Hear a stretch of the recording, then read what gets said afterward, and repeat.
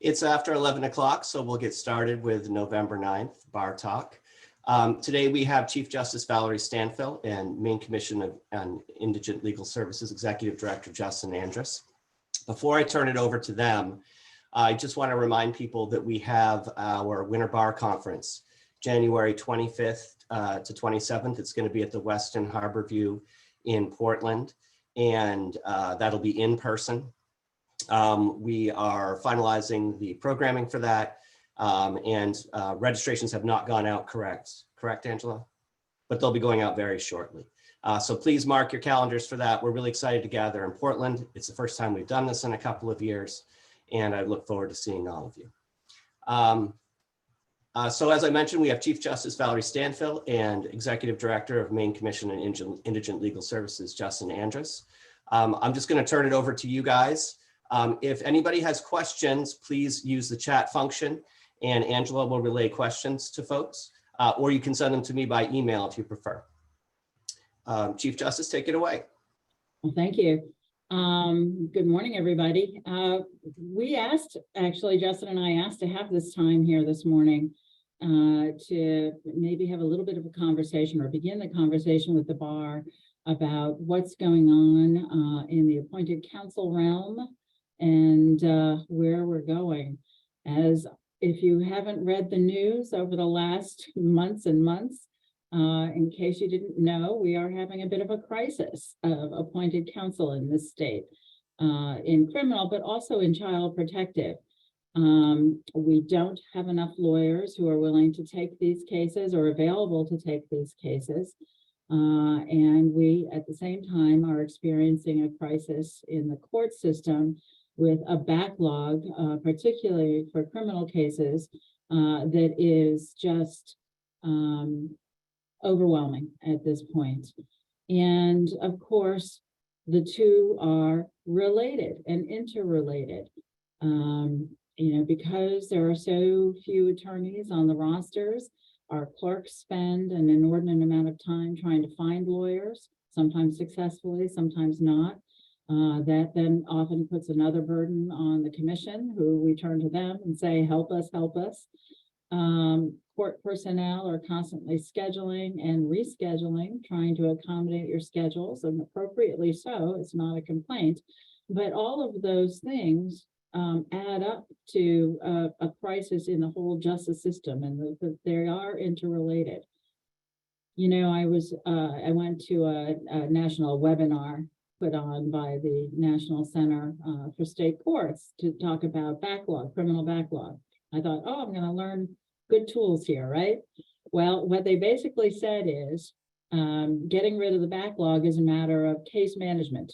Make sure the lawyers come in when they're supposed to come in and be firm about your court dates and all these other good things. And it's like, well, that's lovely, but it's hard to have good management techniques from that perspective when the attorneys are stretched to the breaking point and aren't available. And so that's why I say the things, they are really playing off of each other.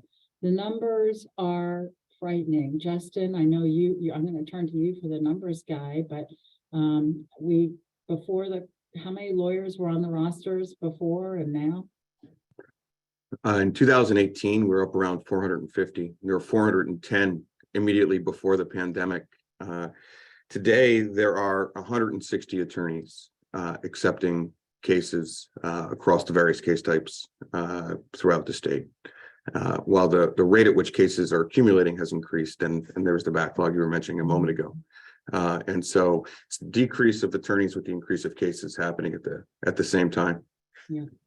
And the pending caseload for criminal is horrible. It's we're hovering around 62%, 60% plus or minus. Additional cases, pending criminal cases, compared to where we were before the pandemic. But it's actually even worse than that, because the felony numbers, the serious crime numbers, are up about 80-some%. So we're at the point where I was thinking we were maintaining, and I kind of think we still are, but barely, if at all.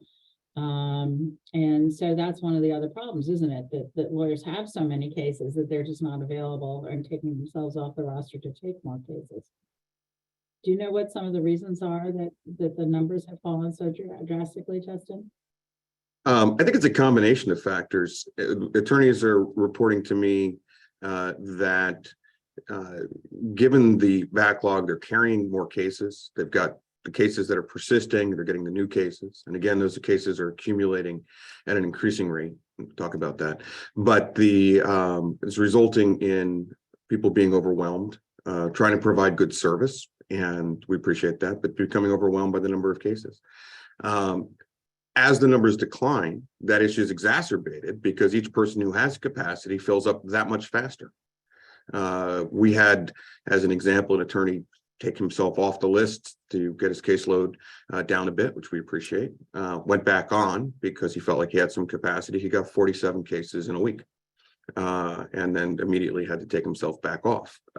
And people taking themselves off is not an issue for us. We appreciate that. People should be doing that to make sure that they're healthy and can provide good service. But it then leaves that many fewer people who are able to step into the breach.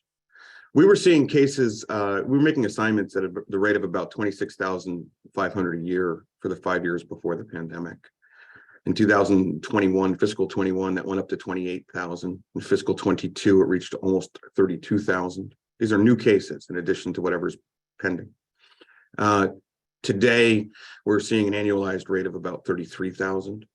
We don't know what the actual number for the year is going to be, but when we look at the capacity to absorb cases on an ongoing basis, it's that rolling rate that really is the problem, because that's the rate at which we need to find attorneys to staff cases.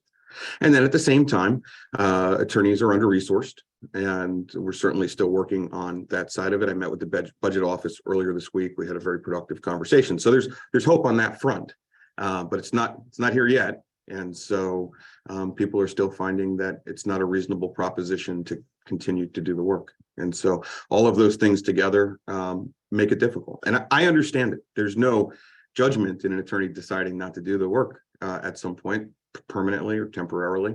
I gave myself a timeout in 2019. That's why I'm in this role now. And so people need to do that. But we're here today because we need help. And I've had lots of support from the existing bar who's not yet part of our program to come in and ask how they can help. I'm starting to get more and more emails, which we appreciate. We want the smart and diligent and capable lawyers in the bar who don't yet participate in serving consumers of indigent legal services to join us if they'd like to. And so I'm hoping to answer any questions you have about that, how that might work. We've put together a specific training aimed at practitioners who have experience. This is not a new lawyer training. This is a training for people who may not have experience in the subject matter to get them spun up, trying to make that as accessible and achievable as possible so that we can make sure that we're diligent in ensuring people know what they need to know and we're able to accept the offers of help that we're receiving. And that's obviously part of the reason you and I are here today. We started this conversation with Frank and other members, bar leaders, some months ago on how do we reach out to members of the bar and encourage them. I mean, I'm one of those old people that started my career, although in private practice, always carrying a load of criminal cases. That's how I learned to try cases and to get into court, which frankly in civil practice these days is harder and harder to do. So one of the things that we're hoping to do is entice, obviously, some lawyers, particularly those who might want some courtroom experience, into considering taking on a little bit of this. And the training that Justin was talking about is an abbreviated training in some cases for people who have certain experience. Some of you already have experience, but maybe aren't taking court appointments. And that sort of leads me to I think there was a little bit of, we're willing to do, or you're willing to have essentially a secret list. One of my clerks kind of complained about that. She said, well, the commission seems to have kind of a secret list of lawyers that might take cases that aren't on the roster. And that's true, isn't it? And we have to do that so that we don't have exactly what Justin just said. And that is, you know, you put your name on the roster and suddenly you've got 50 cases in a week, because we understand that people who are trying to maintain practices may not be able to do that. That's right. There are two ways to think about involvement in the program. People who want to accept assignments, any number of assignments, and they have to enroll in the program generally, and that's a requirement of the law that governs the agency and of the agency's rules. Once somebody's in the program as an attorney who's eligible to receive cases, that attorney then has the option of being on a list indicating, please send me cases generally, or not being on one of those lists. So I smile at the secret list. I understand the context. So the list of people who are facially eligible is not itself a true secret. It certainly is available, but those are people who are not holding themselves out on a given day saying, please send me cases without checking in with me. But if there are people who want to, demonstrate eligibility and then have the opportunity to take cases as needed, then they don't have to go on the list of people who are seeking cases generally, and we would reach out, and we do. So we have a 3-step program with the court for finding counsel, and the first 2 steps sort of work at the clerk level, and the 3rd step is to reach out to MCILS and say, okay, we the clerks are having difficulty staffing a case, can you give any help? We look to the people who are already on lists as part of it, the non-secret list. But we would also then reach out to you if you're interested in joining us and say, okay, we have this case in this place. Is this something that you're interested in doing? And that would allow you to participate in the program without being at risk of being under a deluge of cases that your practice didn't allow you to take. So we're going to have to feel that out a little bit as that becomes a broader thing, and so I hope you'll have patience with us because it'll be a little bit different. But it's important to us that if we're going to accept your help, it's important to us to make that as fluid and possible for you as we can. So Justin, just to follow up on this, and for anyone who joined late, if you have questions, you can send those in the chat function to Angela. Angela will field those questions and we'll get them out to Justin and the Chief Justice, or you can send them to me by email at fbishop@hudco.com. So Justin, we're talking about people who meet the eligibility requirements under the current MCILS rules. So you're talking about people who can meet the panel requirements. That's right. Let's talk about that very briefly. So there is a facial level of eligibility we need to establish to invite you into the program generally. And again, we've set up a training that's designed to help an experienced Maine practitioner achieve that eligibility as easily as we can. Then there are additional criteria for certain case types. And so certain people might choose to demonstrate that eligibility, and then they would become eligible, designated eligible for those cases. And there are criminal cases, there are child protective cases, juvenile cases, mental health cases, emancipation, probate guardianships. There are all sorts of different aspects of the work we do in which we could use assistance. We have counties at this point in which we have no local attorneys. In Washington County this morning, we have a person who will represent you if you were charged with murder, and we have no one else. And so in Washington County, for example, we would be asking people to go from another place. Now, that may not work for a Portland practitioner with a civil practice. I understand that. But hopefully, if we can begin to alleviate pressure in some parts of the system, we can then disperse the existing elements of the system more broadly and cover it. We also, and I don't know how many of you know this, but we are also at the same time launching our first 5 employed defenders who will assist in that part of the state primarily, and also help to change the distribution of where the work is needed. But I don't want you to think that if you were a Portland attorney or York County attorney, you have to go to Aroostook County to be helpful. By alleviating pressure in the system anywhere, we're going to be able to redistribute our existing resources and differently in ways that I think are going to work for everybody and be more efficient. There is all of the work anyone could want in our system at this point.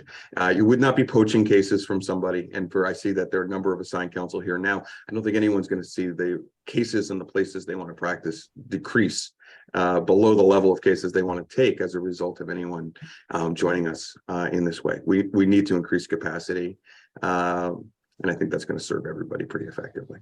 So Justin, let's talk specifically about the training. We may have Mhm. people on this call who would be interested in doing it. So let's Sure. say that you're a civil litigator who doesn't do criminal cases. As I understand it, you have to have been practicing law for 3 years and have a certain amount of courtroom experience. Can you talk about how you envision that criteria? Sure. Sort I'm going of to take it like up. a fast track training that we're talking about at this point, right? That's right. That's Yeah. right. I'm going to take it up a step above that for just a second and then come back to that. So there are 3 roads into our program under our existing rules. First, if you were a practitioner with experience in the subject matter area in which you want to practice, then our rules permit us to accept you into the program if you can demonstrate that and are willing to, and then not necessarily require you to take the actual preliminary training. So if you're a criminal practitioner who doesn't do MCILS work, but you've been doing it over the last 3 years or more, then there's a place for you easily. Less likely there are private practice child protective practitioners who haven't done some of our work, but if there were, they could come in the same way.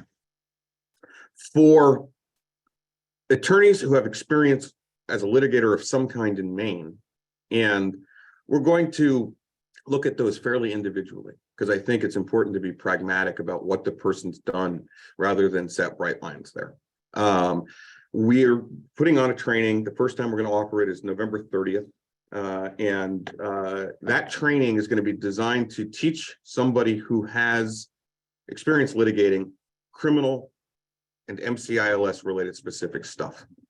In a lot of ways, developing a major criminal case is not a lot different than developing a major civil case. You have to understand how to relate to your client, how to interview your client, how to explore the case, how to do an investigation.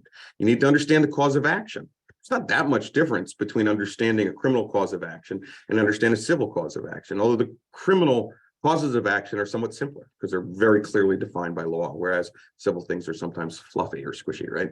So what's important to us, though, is that, for example, the discovery tools we're used to using in civil cases are not generally available in criminal cases.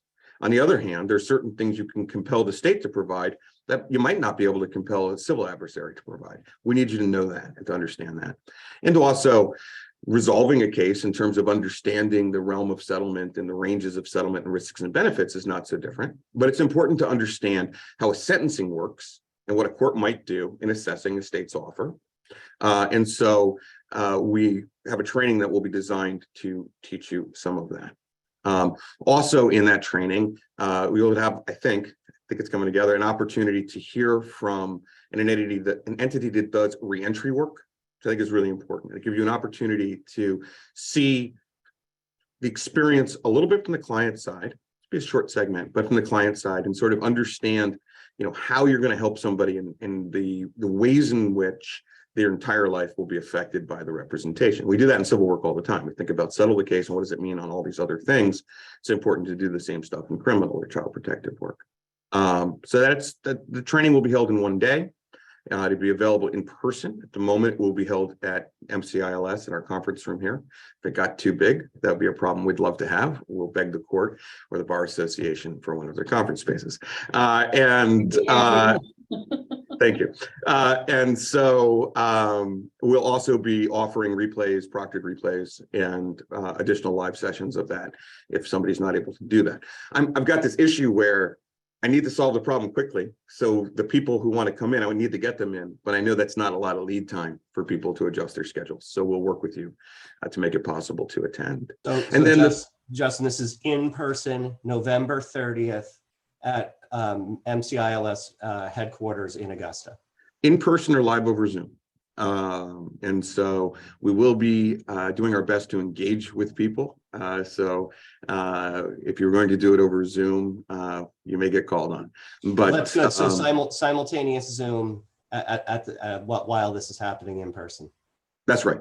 Yep. And so this is a 9 to 5. It'll be a full day.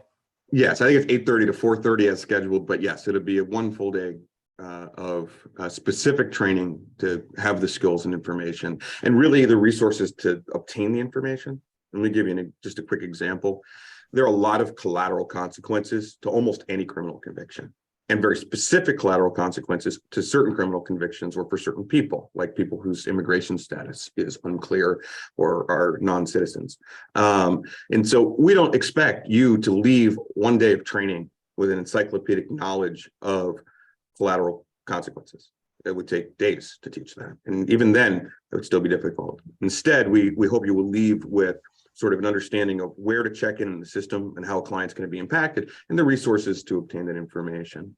And then we will be providing on our end direct support from some of our attorneys and our internal staff who are willing to support attorneys joining the practice for forms and for motions, insight, questions, brainstorming, anything. Many of you are in firms where you have that opportunity locally, but if you don't have the subject matter specific expertise local to you, we'll help provide it to you. And we do that anyway. And then we just to check the third box, for attorneys who are either new attorneys or don't have main practice experience, those attorneys will take a separate training that doesn't make assumptions that they have litigation experience. We'll give that for the first time at Bridging the Gap. And thank you to the Bar Association for accommodating us sort of very late in the game about getting all of that spun up. But we're excited about it. And then that program is going to be supported by counsel who are, for the moment, not taking their own cases. Will be available to MCILS and new attorneys full-time to support people coming in that way. So we can have some actual mentorship and training going on, some direct courtroom oversight and support. We should be broadening that, but we're going to at least get to start that with the new crop of people coming in.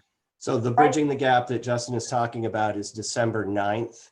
Angela, where is Bridging the Gap? It's at the Hilton Garden Inn in Freeport. That's where it usually is. So that would be and- day 2 of Bridging the Gap. And it's not just for new attorneys. It's for anybody who's interested in it. So again, that's December 9th.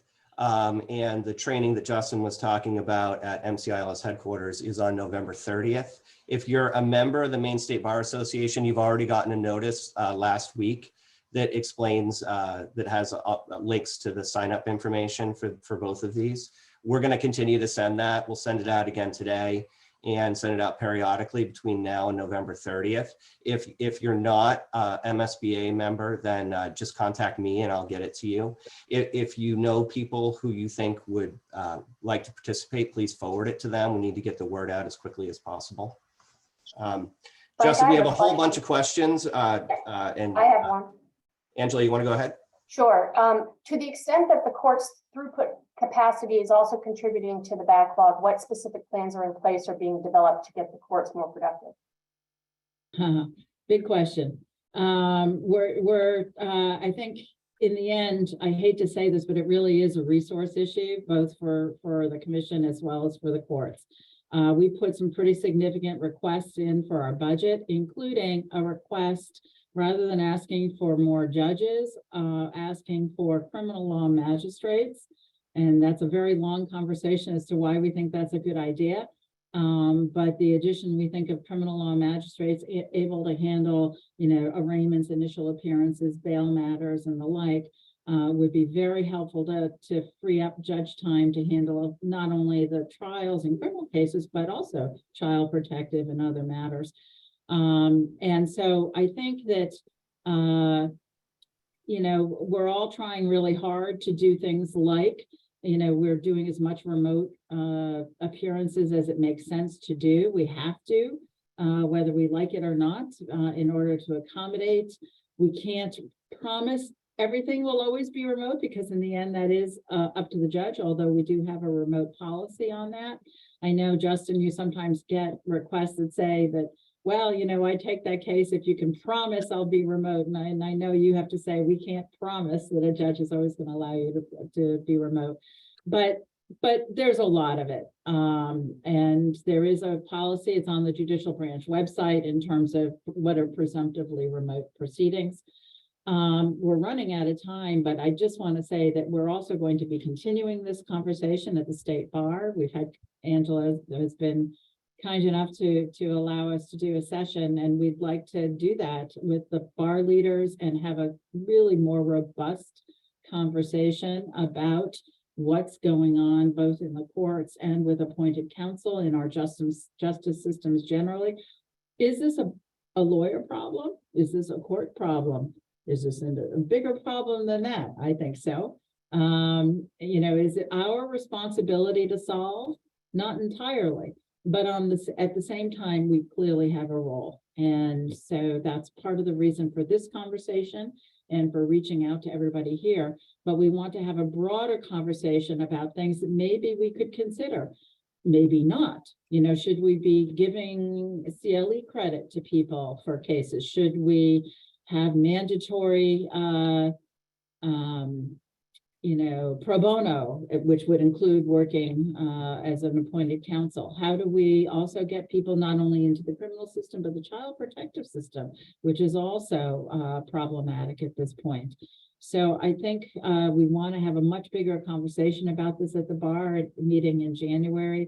And I am happy, we're really running out of time, but I'm really happy to talk with anybody in more detail, and we'll continue to do so, about what our efforts are in terms of trying to help deal with the backlog and how we're trying to accommodate counsel and all. But I think that it's important that we all do the best we can to be part of the solution, although I don't think we can solve this issue entirely without a real hard look at how the state has resourced our justice systems.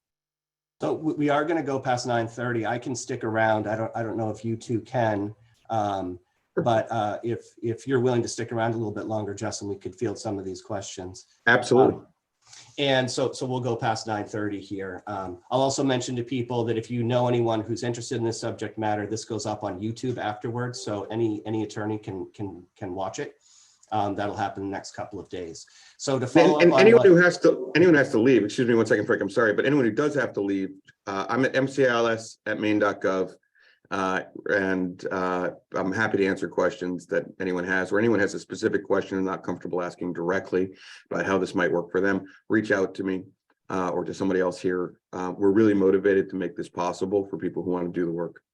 We're really trying to encourage people who would be willing to do, like I say, not have it be your full-time job, but assist, to be appropriately trained to be able to assist. I mean, obviously you can't just jump in if you don't know anything about criminal law, but if you have trial skills, you can certainly learn some of the substance to be able to take a criminal case. So we need to make sure that representation is appropriate and that people have the skills to do it. Both, and this goes for family lawyers who are used to working with families. You might think about trying to help. Maybe you might help in a child protective case, things like that. We as a judicial branch are also, one of the other pieces of this, of course, is guardians ad litem when it comes to the child protective arena.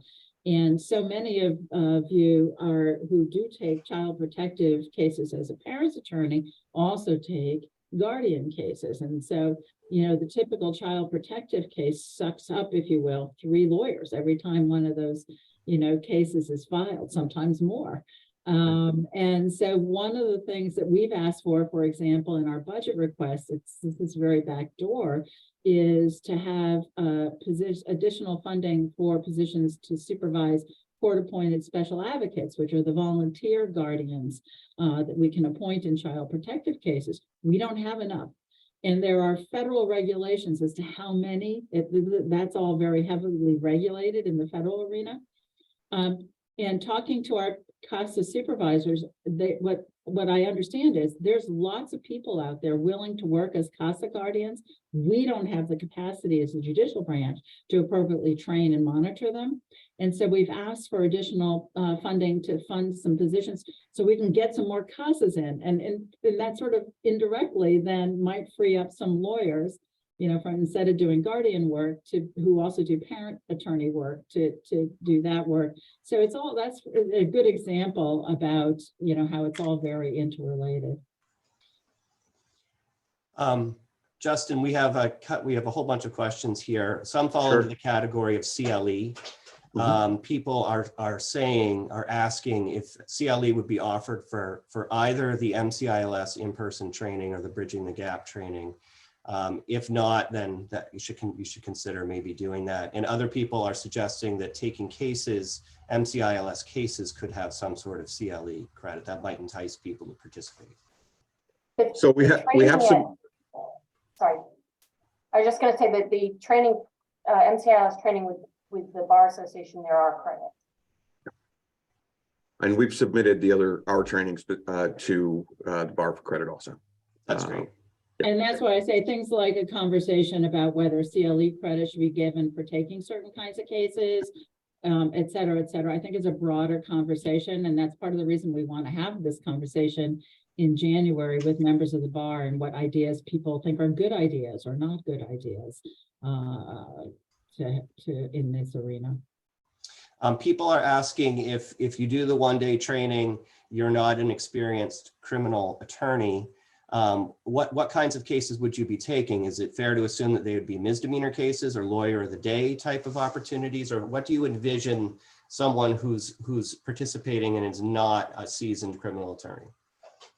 So let me just preface this by saying it's important as you start to do this to realize that there's some people for whom some misdemeanor convictions carry more significant lifelong consequences than some felony convictions could carry for some other people. When you look at the consequences of conviction, they're all serious and they're all over the place, and you really need to drill in on that. But it would be cases that are not required to be in a specialized case type. So specialized case type start with homicide, serious violent felonies, domestic violence. OUI is actually a specialized case type because there's science associated with it at this point that is pretty specific.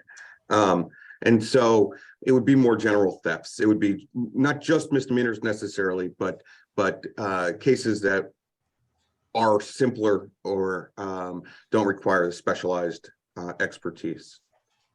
Even for those, however, we're going to make sure that you would have access to us and to our defenders and to the attorneys who have agreed to do mentorship to make sure that you have access to the information you need at every step of the game.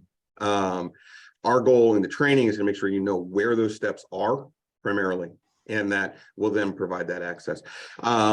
There are plenty of those cases. They are not boring cases. Every case has a client, and for every client, that client's case is the most important thing. But it would be those relatively simpler things to start. So another category of questions or comments that are coming in is about MCILS oversight of attorneys.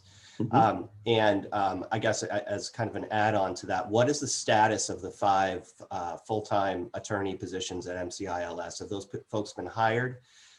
Because it seems like deploying those in these some of these counties that don't have attorneys would be great. But in terms of oversight, I think there's probably some concern that given that MCILS is understaffed and underfunded, do you have the ability to provide proper oversight of these attorneys who don't have a lot of experience in criminal cases? So to answer the simple part first, we're in the midst of making our final choices for the 5 employed defenders. There are some state level institutional hurdles to cross. The state's working with us. Each of the agencies we need to deal with is working with us to make it possible. We expect to have them deployed before the new year, possibly in early December. We expect them to be on board here in a couple of weeks or a few weeks at most, and beginning to spin up what needs to happen. We want to be really clear, though. There's 5 people. They're going to help, and they're going to mean the world to the people they represent, but they're not going to put a significant dent in the caseload anywhere. And due to the itinerant nature of the positions, they're going to have a lot of travel time baked into what they're doing. And so I always say that because I'm really excited to roll these folks out. But I also want to make sure that the expectations we've set are appropriate to what their capacity is going to be. In terms of oversight, so we talk about funding for MCILS. I don't think that the funding directly goes to oversight, although we don't have the headcount to have all of the people providing supervision that we want to have. We have asked the governor and the legislature to provide us with additional supervision staff. We talk about that in another venue. I don't anticipate so many people flooding in with so many cases through these programs that our existing resources can't provide them with the oversight necessary. I'd love to have that problem and be scrambling to find more people to provide more oversight. And we have 10 folks signed up, 9 folks. I misread my note earlier. 9 folks signed up for the experience training already. And so people are coming in, but we will provide support, and we will provide as much support as people ask for, and we'll be reaching out to people as they come into the program to say, how you doing? What do you need? What can we provide you? We intend to provide, it's almost complete, a set of forms and documents that are useful to doing criminal cases. As I think you all know from other forms of practice, everything probably needs to be modified all of the time, but we're going to give you the things that you need to work through a case. And then I keep saying this, but we're really, really motivated. Call us and we'll provide you with the support you need to do a good job. You want that, we want that, we need to ensure that, and we're going to help you do that.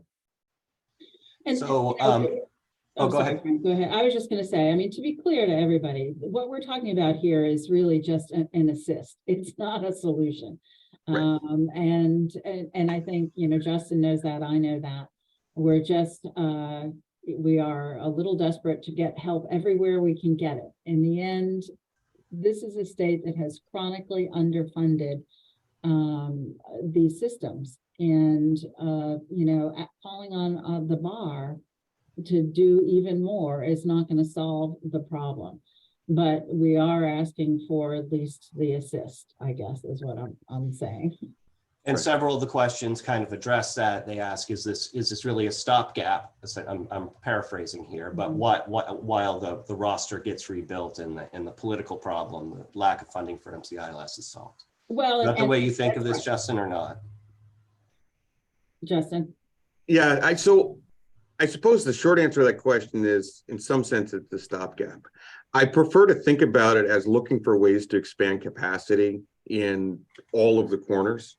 And so an attorney who does some cases provides capacity, and maybe permanent capacity, or that person may come and go. But by inviting the bar in and making it possible for the bar to join us, hopefully we're creating, you know, a part of the reservoir that way. Stopgap implies to me it's time limited, or suggests that there's also like a bright line solution somewhere in sight. And I don't think that that's the case. I don't think either of those are the case. It could be time limited for any attorney who wants to participate because it's voluntary. And if you decide it's not for you, or you want to take a time out, that's of course fine. But we're anxious to rebuild the rosters, but we're also anxious to rebuild capacity everywhere we can. We're working with the law school. We had a good conversation with the dean there a few weeks ago. They're in the process of moving. We've been working on these trainings. We're going to reconvene in January so that we can have the next class have on-ramps into the work. We're looking at ways to have internship programs to allow MCILS to pay for summer associates in firms, because I know that having a criminal summer associate working on this stuff is probably not a great value proposition for a firm. So we're looking at every corner, and this is not just a corner, this is a whole room. But I think thinking about it as a way to expand that capacity generally, as opposed to just a Band-Aid, is closer to the way I feel about it. So, you know, in the amount of the cost of our appointed counsel system to the state has been frankly understated, of course, by years, because the bar has always stepped up, taken cases, not billed for it, taken cases without billing for it, you know, things like that. And so the true cost of representation in this state has really never been fully realized. I think that, and Justin, maybe you'll correct me if I'm wrong, but the conversations that I have with legislators, I think people are beginning to understand just how dire some things are, but there may be some different solutions. And that's part of the reason we wanted to continue the conversation in terms of how directly it impacts lawyers and things like that. So. I think that's exactly right. Legislators in particular have been more and more open. Their questions are starting to really reflect that they're thinking about it. And they seem to really understand the need for a longer term solution. I do think that any solution that we have is going to be a hybrid solution. There's always, even if we have more employed defenders, there's always going to be a role for assigned counsel and always going to be a need there. But I do, it is, you're right, of course, that by doing the state the solid of taking cases that never make it into a system somewhere and never get billed for, there is in that gift, the issue that through that gift, the cost gets understated. Exactly. And so, you know, frankly, we don't want to understate the cost of what it means to have good representation throughout the system. And we should have good and competent and effective representation throughout the system. So, you know, it's just such an important conversation to have. Like I say, I think one of the questions is how much of this is an issue for the bar to solve, and how much of it is an issue for other players in the system to solve. And really, some of the problems that we're seeing are reflective of things that we're seeing in the bar as a whole, right? The gray of the bar in the state, the lack of attorneys or the diminished number of attorneys in some of the different, you know, particularly rural areas of this state. I mean, putting aside issues of the rostered attorneys or appointed counsel, there simply are fewer lawyers in some of our more rural or the rim counties and areas. And that's problematic for not just criminal, but access to justice in general. Yeah, I was a little surprised. So we did a survey in January to our bar about demographics and expenses. And I learned that the average MCILS assigned counsel is 55 and had been doing indigent defense for 18 years. The program's 12 years old. So the average is still way out there at 18. It tells you there's no effective replenishment happening, right? Never has been during the program. But then recently we reached out to the Board of Overseers for information about the bar generally, and we learned that the average attorney in Maine is 54 or 55, which was surprising to me because I know lots of young attorneys, but I don't know where they go in the middle of their career. So it is a broad problem. And I want to say from my perspective, as much as I implore you to take our training, please, and join us in providing some of this help, this should not be exclusively the bar's problem to solve. We're in this situation because historically it has simply been left to the bar. And we do have a tradition of doing the work. I know Chief Justice Stanfill talks about getting into cases, criminal cases, by being asked by the court. The same thing happened to me. I was interested in criminal law and then in a firm where I wasn't going to be doing indigent work. And then Judge Field called me and said, Andrus, you have a case. And so the history is there. The solution ultimately has to come from the rest of government, fund and authorize and create the institutional solution. But in the meantime, we need the help. Justin, how many FTE equivalent attorneys do you think you need to fill the current gap? The trick question, because some science is going to come out in December. So someday I'm going to get quoted with this answer. And then in December, I'm going to say some other number based on the new science. You don't have to answer. And that's why. The answer is I'm at least 280 FTE short. 280. 280 full-time equivalents short. So people should digest that on this call. There's a number of questions about office. So it's a requirement of MCILS. You have to have a physical office. What about people who are working from home? Is that possible to participate? It is not a requirement of MCILS that you have to have a physical office. It is a requirement of MCILS that you have the use of a space in which to meet with a client. That can be your office, or that can be a colleague's office. We don't want it to be, say, a conference room at the library or at the courthouse, because you don't have the prerogative to sort of demand access to that space. Although certainly lots of libraries have safe spaces and the courthouses do too. No problem with using them. Just want to make sure there's somewhere you can fall back to. I don't want to say as a matter of right, but sort of have the prerogative to use. If I return to private practice today, I would work from home, and I have a colleague who said I could use their space. That is perfectly acceptable to us.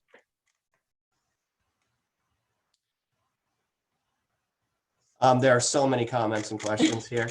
I said it so I couldn't see them, so I didn't get distracted. So. A lot of them are more broad-based comments about the problem that exists. So I'm gonna make my little soapbox pitch because I've got a bunch of a captive audience here.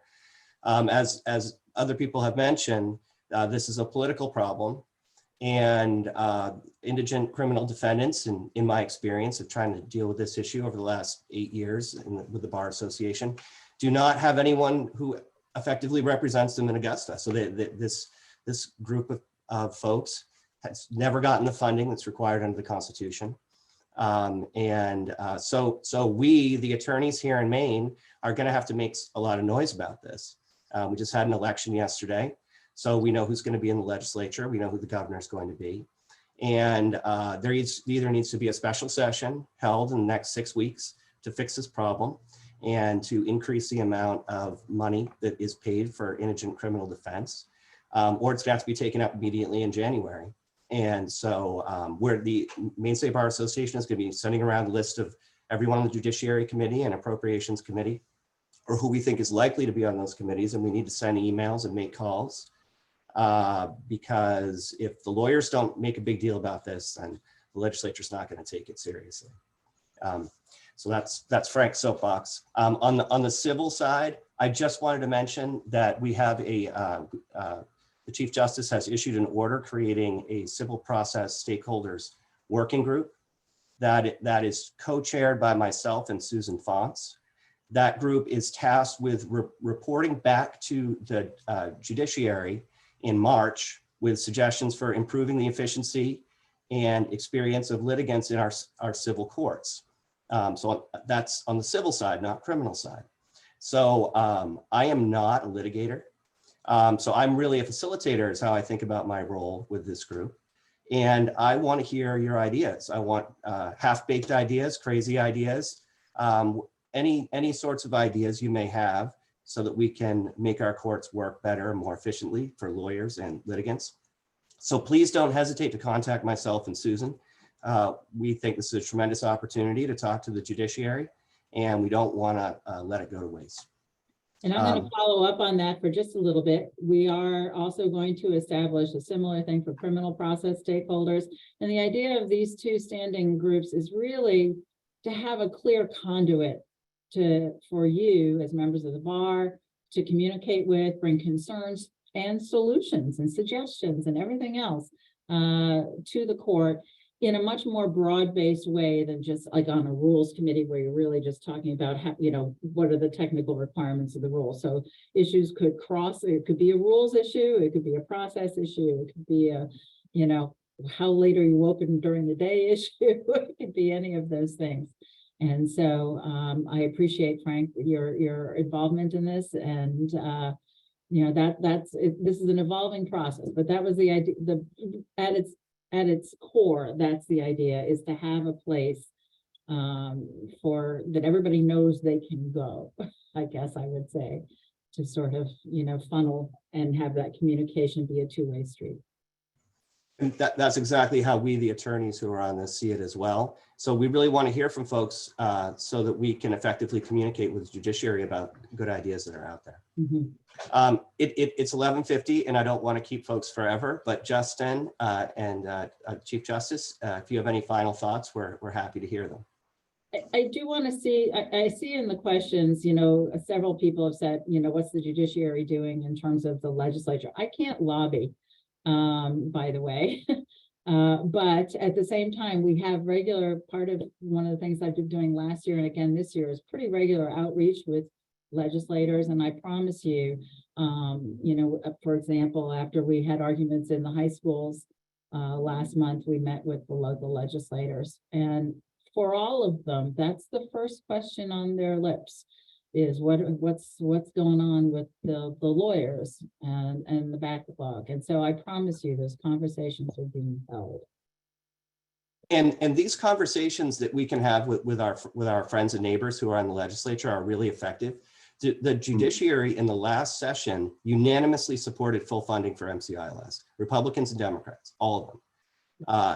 The problem is whatever happened in the black box of the Appropriations Committee. So the arguments that have been made over the last couple of years have been heard at judiciary, at least Judiciary Committee. I think we just need to make the whole legislature aware, not just the folks on that committee. And I have not been soft pedaling any messages. We are failing. We are failing in this state, in our justice systems, criminal and civil, to be honest. And I'm not soft pedaling that message. So on that cheery note. Justin, do you have a final word, Justin? I do, thank you. So I saw the comment about rearranging deck chairs on the Titanic, and I see the comment that just came up about running out of folks and where's the urgency. This is really urgent for us. This is what we're doing over here, is trying to get the support to obtain the authority and obtain the funding to solve the problem from an institutional perspective. And we're working hard at that. I'm working on that every day. Legislators, with communications to the executive, through, as you probably, too many of you are aware, too much talking to in the media, but doing my very best to communicate the genuine urgency and drive us in a direction that is going to make this thing sustainable. But no one here can do that without that external support. So we're not giving up on that. We're working on that day by day. In the meantime, I don't think we're the Titanic yet. But if we are a ship, the more people who help bail, the longer the ship will carry its passengers while we work to build something else. To acknowledge that we're in crisis and to acknowledge that ultimately it may not be enough does not mean that it doesn't make sense to ask for your help. And to offer your help doesn't mean ignoring or minimizing the reality of the crisis. We need help. And more importantly, consumers of indigent legal services need help, and they need your help. And they need you to work with us to ensure you know what you need to know, protect you professionally, protect them personally, and we're going to do that. So please join us any way you can. We will take the support. We will support you in offering it, and in the end, hopefully, folks who need the help at the end will get it. Thank you. Thank you very much, Justin. I do, and the Chief Justice, thank you so much for coming today. Really appreciate it. And the Maine State Bar Association will be sending out periodically more information about how to sign up for the one-day registration and the session at Bridging the Gap. I do want to make one Maine State Bar Association pitch while I have a captive audience. We are also the roster of attorneys who take cases for the lawyer referral service for the Maine State Bar Association has also shrunk considerably. And so in order to encourage more attorneys to participate, we are waiving the fees if you're a member of the Maine State Bar Association to participate in LRS. So if you want more information about how to join LRS, there's no fees. It's a way to get more cases if you're interested. So contact me, contact Angela, and we'll tell you how to sign up and how the program works. So just a quick pitch there to join LRS. Thank you so much, everybody, for attending. The next Bar Talk is on December 14th with Attorney General Aaron Fry. We'll see you then. Fry.